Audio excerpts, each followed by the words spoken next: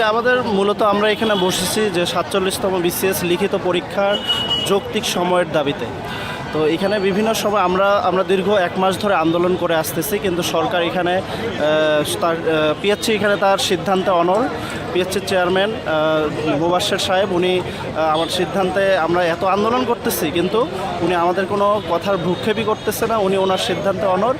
কিন্তু এখানে একটা বিষয় হচ্ছে যে আমরা মূলত ৪৭তম বিসিএস পরীক্ষার্থী যারা আছি তারা মূলত মাত্র ৪৫ দিন সময় পাইছি, কিন্তু এই ৪৫ দিনে আসলে একটা স্টুডেন্টের সিলেবাসটা বুঝতেই সময় চলে যায় মূলত।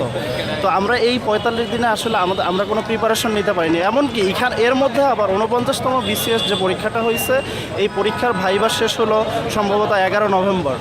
তো এই কারণে আমাদের পরীক্ষার্থীরা প্রিপারেশন নিতে পারেনি।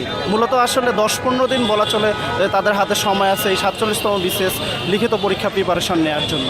তো আমরা আবেদন জানাচ্ছি যে আমাদের জন্য একটা যৌক্তিক সময় নির্ধারণ করা হোক, যাতে যারা নতুন পরীক্ষার্থী আছে তারা ভালোভাবে প্রিপারেশন নিয়ে পরীক্ষায় অংশগ্রহণ করতে চাই। এবং আমরা অলওয়েজ চাই যে একটা বৈষম্যমুক্ত একটা বাংলাদেশ গড়ার প্রত্যয় আমাদের মনের মধ্যে। কিন্তু এখানে সরকারের বিভিন্ন পিএসসি একটা সাংবিধানিক প্রতিষ্ঠান হওয়া সত্ত্বেও এরকম হচ্ছে একগুঁয়েমি তার মনোভাব, এটা আমাদেরকে খুবই ব্যথিত করছে।